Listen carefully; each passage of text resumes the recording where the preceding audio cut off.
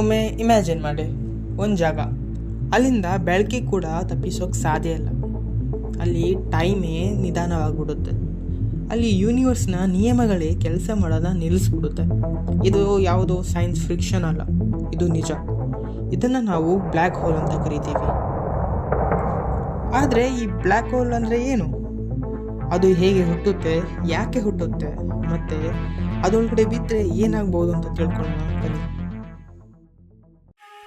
ಪ್ರತಿ ನಕ್ಷತ್ರ ತನ್ನ ಜೀವನ ಪೂರ್ತಿ ಒಂದು ಯುದ್ಧದಲ್ಲೇ ಕಳೆದ್ಬಿಡುತ್ತೆ. ಒಂದು ಕಡೆ ಗ್ರಾವಿಟಿ ಇದ್ದರೆ ಇನ್ನೊಂದು ಕಡೆ ನ್ಯೂಕ್ಲಿಯರ್ ಫ್ಯೂಷನ್. ಗ್ರಾವಿಟಿ ನಕ್ಷತ್ರವನ್ನು ಒಳಗೆ ಕುಗ್ಗಿಸಲು ಪ್ರಯತ್ನ ಪಟ್ಟರೆ ಫ್ಯೂಷನ್ ಅದನ್ನು ಹೊರಗೆ ತಳ್ಳುತ್ತಿರುತ್ತದೆ. ಬಿಲಿಯನ್ ವರ್ಷಗಳ ಕಾಲ ಈ ಯುದ್ಧ ಸಮಸ್ಥಿತಿಯಲ್ಲೇ ಇರುತ್ತೆ. ಆದರೆ ಯಾವುದೂ ಶಾಶ್ವತವಲ್ಲ. ಒಂದು ದಿನ ನಕ್ಷತ್ರದ ಇಂಧನ ಕಡಿಮೆಯಾಗಲು ಶುರುವಾಗುತ್ತದೆ. ಫ್ಯೂಷನ್ನಿಂದ ಹೈಡ್ರೋಜನ್ ಹೀಲಿಯಂ ಆಗಿ, ಹೀಲಿಯಮಿಂದ ಕಾರ್ಬನ್, ಕಾರ್ಬನ್ನಿಂದ ನಿಯಾನಿಂದ ಆಕ್ಸಿಜನ್, ಹೀಗೆ ಒಂದೊಂದು ಲೆವೆಲ್ ಆಗಿ ದಾಟ್ತಾ ಕೊನೆಗೆ ಐರನ್ ತಲುಪುತ್ತೆ. ಒಮ್ಮೆ ಐರನ್ ತಲುಪಿದ್ರೆ ಅದು ಅಲ್ಲಿ ಗೇಮ್ ಓವರ್. ಯಾಕಂದರೆ ಐರನ್ ಎನರ್ಜಿ ಕೊಡೋದಿಲ್ಲ. ನಕ್ಷತ್ರದ ಕೊನೆಯ ಆಸೆ ಮುಗಿದೋಗುತ್ತೆ. ಗ್ರಾವಿಟಿ ಕಾಯ್ತಾನೇ ಇತ್ತು. ಈಗ ಅದು ಒಂದು ಸಂಪೂರ್ಣ ದಾಳಿ ಮಾಡುತ್ತೆ. ಒಂದು ಕ್ಷಣಕ್ಕಿಂತ ಕಡಿಮೆ ಸಮಯದಲ್ಲಿ ನಕ್ಷತ್ರದ ಕೋರ್ ತನ್ನದೇ ತೂಕಕ್ಕೆ ಕುಸಿದೋಗುತ್ತದೆ. ಮತ್ತು ನಂತರ ಬೂಮ್, ಒಂದು ಸೂಪರ್ನೋವಾ. ಕೇವಲ ಕ್ಷಣಗಳ ಕಾಲ ಸಾಯುವ ಆ ನಕ್ಷತ್ರ ಇಡೀ ಗ್ಯಾಲಕ್ಸಿಗಿಂತ ಹೆಚ್ಚು ಪ್ರಕಾಶ ನೀಡಬಹುದು. ಆದರೆ ಅದು ಅದರ ಅಂತ್ಯ ಅಲ್ಲ, ಅದೇ ಅದರ ಆರಂಭ. ಸೂಪರ್ನೋವಾ ಆದ ನಂತರ ಉಳಿದ ಕೋರ್ ಸಾಕಷ್ಟು ದೊಡ್ಡದಿದ್ದರೆ ಗ್ರಾವಿಟಿಗೆ ಎದುರು ನಿಲ್ಲುವ ಶಕ್ತಿ ಯಾವುದಕ್ಕೂ ಉಳಿಯೋದಿಲ್ಲ. ಕೋರ್ ಇನ್ನಷ್ಟು ಕುಗ್ಗುತ್ತದೆ, ಇನ್ನಷ್ಟು ಕೊನೆಗೆ ಬ್ಲ್ಯಾಕ್ ಹೋಲ್ ಹುಟ್ಟುತ್ತದೆ. ಇಲ್ಲಿ ಒಂದು ವಿಚಿತ್ರ ಸಂಗತಿ ನಡೆಯೋದು. ಯಾರು ಬ್ಲ್ಯಾಕ್ ಹೋಲ್ನ ಇದುವರೆಗೂ ನೇರವಾಗಿ ನೋಡೇ ಇಲ್ಲ. ಯಾಕಂದರೆ ಅದು ನಿಜವಾಗ್ಲೂ ಬ್ಲ್ಯಾಕ್. ಬೆಳಕು ಅದರೊಳಗಡೆ ಹೋಗ್ಬೋದು, ಆದರೆ ಹೊರಗಡೆ ಬರೋಕ್ಕಾಗಲ್ಲ. ನಾವು ನೋಡೋದು ಬ್ಲ್ಯಾಕ್ ಹೋಲ್ ಅಲ್ಲ, ಅದರ ಗಡಿ, ಬಾರ್ಡರ್, ಈವೆಂಟ್ ಹೊರೈಸನ್ ಅಂತ ಕರೀತಾರೆ. A point of no return. ಈ ಗಡಿಯನ್ನು ದಾಟಿದ ಮೇಲೆ ಹಿಂದೆ ಬರೋ ದಾರಿನೇ ಇಲ್ಲ. ಆದರೆ ಬ್ಲ್ಯಾಕ್ ಹೋಲ್ಗಳು ಒಂದು ಕಾಸ್ಮಿಕ್ ವ್ಯಾಕ್ಯೂಮ್ ಕ್ಲೀನರ್ ಅಲ್ಲ. ಈಗ ನಮ್ಮ ಸೂರ್ಯನ ಜಾಗದಲ್ಲಿ ಅದೇ ಮಾಸ್ ಇರುವಂಥ ಒಂದು ಬ್ಲ್ಯಾಕ್ ಹೋಲ್ನ ಇಟ್ಟರೂ ಕೂಡ ಅರ್ತ್ ಅದರೊಳಗಡೆ ಬೀಳಲ್ಲ. ಅರ್ತ್ ತನ್ನ ಆರ್ಬಿಟ್ನಲ್ಲೇ ಸುತ್ತಾ ಇರುತ್ತೆ, ಏನೂ ಚೇಂಜ್ ಆಗಲ್ಲ.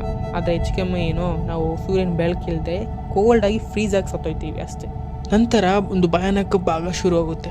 ಬ್ಲ್ಯಾಕ್ ಹೋಲ್ ಹತ್ರ ಗ್ರಾವಿಟಿ ಎಲ್ಲ ಕಡೆನೂ ಸೇಮ್ ಆಗಿರೋದಿಲ್ಲ.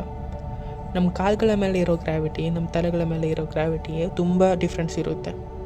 ಈ ಡಿಫ್ರೆನ್ಸ್ ನಾವು ಬ್ಲ್ಯಾಕ್ ಹೋಲ್ಗಡೆ ಬೀಳ್ತಾ ಹೆಚ್ಚಾಗ್ತಾನೆ ಇರುತ್ತೆ. ನಂತರ ಕೊನೆಯದಾಗಿ ನಮ್ಮ ದೇಹ ಫುಲ್ ಪುಡಿ ಆಗೋಬೇಕು ಗ್ರಾವಿಟಿ ಲೆವೆಲ್ಗೆ. ಫಿಸಿಸಿಸ್ಟ್ ಇದಕ್ಕೆ ಕೊಟ್ಟಿರೋ ಹೆಸರು ಸ್ಪೆಗೆಟಿಫಿಕೇಷನ್. ಹೌದು, ಯೂನಿವರ್ಸ್ ಅತ್ಯಂತ ಭಯಾನಕರ ಸಾವುಗಳಿಗೆ ಒಂದಕ್ಕೆ ಇಟ್ಟಿರೋ ಹೆಸರು ಪಾಸ್ತಾ. ಎಲ್ಲ ಬ್ಲ್ಯಾಕ್ ಹೋಲ್ಗಳು ಒಂದೇ ರೀತಿ ಇರೋದಿಲ್ಲ. ಕೆಲವು ಸ್ಟೆಲ್ಲರ್ ಮಾಸ್ ಬ್ಲ್ಯಾಕ್ ಹೋಲ್ಗಳು ಕೆಲವೇ ಸೂರ್ಯನಗಳ ಮಾಸ್ ಹೊಂದಿರುತ್ತೆ. ಇನ್ನೂ ಕೆಲವು ಅಸಾಧ್ಯ ದೊಡ್ಡದು, ಸೂಪರ್ ಮ್ಯಾಸಿವ್ ಬ್ಲ್ಯಾಕ್ ಹೋಲ್. ಕೆಲವೊಮ್ಮೆ ಬಿಲಿಯನ್ ಸನ್ಗಳ ಮಾಸ್ ಇರುತ್ತೆ. ಈ ದೈತ್ಯಗಳು ಗ್ಯಾಲಕ್ಸಿಗಳ ಮಧ್ಯದಲ್ಲಿ ವಾಸಿಸುತ್ತೆ. ನಮ್ಮ ಮಿಲ್ಕಿ ವೇ ಗ್ಯಾಲಕ್ಸಿ ಮಧ್ಯದಲ್ಲೂ ಒಂದುಂಟು. ಒಂದು ಕಾಲದಲ್ಲಿ ವಿಜ್ಞಾನಿಗಳು ಬ್ಲ್ಯಾಕ್ ಹೋಲ್ಗಳು ಶಾಶ್ವತ ಅಂತ ಅಂದ್ಕೊಂಡಿದ್ರು. ಒಮ್ಮೆ ಒಳಗೆ ಹೋದರೆ ಮುಗೀತು. ಆದರೆ ಒಬ್ಬ ವ್ಯಕ್ತಿ ಈ ಕಲ್ಪನೆಯನ್ನು ಬದಲಿಸಿದ, ಸ್ಟೀಫನ್ ಹಾಕಿಂಗ್.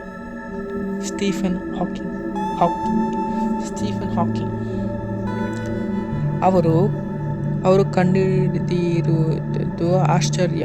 ಬ್ಲ್ಯಾಕ್ ಹೋಲ್ಗಳು ನಿಧಾನವಾಗಿ ಎನರ್ಜಿ ಕಳ್ಕೊಳ್ತಾ ಇದ್ದಾವೆ. ಈ ಪ್ರಕೃತಿಯನ್ನು ಹಾಕಿಂಗ್ ರೇಡಿಯೇಷನ್ ಅಂತ ಕರೀತಾರೆ. ತುಂಬ ದೀರ್ಘ ಸಮಯದ ನಂತರ ಬ್ಲ್ಯಾಕ್ ಹೋಲ್ ಕೂಡ ಮಾಯವಾಗುತ್ತದೆ. ಯೂನಿವರ್ಸ್ನ ಅತ್ಯಂತ ಶಕ್ತಿಶಾಲಿ ವಸ್ತುವಿಗೂ ಕೂಡ ಕೊನೆ ಇದೆ. ಆದರೆ ಒಂದು ಪ್ರಶ್ನೆ ಇನ್ನೂ ಉಳಿದಿದೆ. ಯಾವುದಾದರೂ ವಸ್ತು ಬ್ಲ್ಯಾಕ್ ಹೋಲ್ ಒಳಗಡೆ ಬಿದ್ದರೆ ಅದರ ಇನ್ಫಾರ್ಮೇಷನ್ಗೆ ಏನಾಗುತ್ತೆ ಅಂತ. ಅದು ಶಾಶ್ವತವಾಗಿ ನಾಶವಾಗುತ್ತಾ ಅಥವಾ ಯಾವುದೋ ಒಂದು ರೂಪದಲ್ಲಿ ಉಳಿತದ? ಈ ಪ್ರಶ್ನೆಗೆ ಇನ್ಫಾರ್ಮೇಷನ್ ಪ್ಯಾರಾಡಾಕ್ಸ್ ಅಂತ ಕರೀತಾರೆ. ಮತ್ತು ಇವತ್ತಿಗೂ ಇದಕ್ಕೆ ಸೂಕ್ತವಾದ ಉತ್ತರ ಯಾರಿಗೂ ಸಿಕ್ಕಿಲ್ಲ. ಬಹುಶಃ ಈ ಪ್ರಶ್ನೆಗೆ ಉತ್ತರ ಸಿಕ್ಕಿದ ದಿನ ನಾವು ಸ್ಪೇಸ್ನ ಅರ್ಥ ಮಾಡಿಕೊಳ್ಳಬಹುದು, ಟೈಮ್ನ ಅರ್ಥ ಮಾಡಿಕೊಳ್ಬೋದು.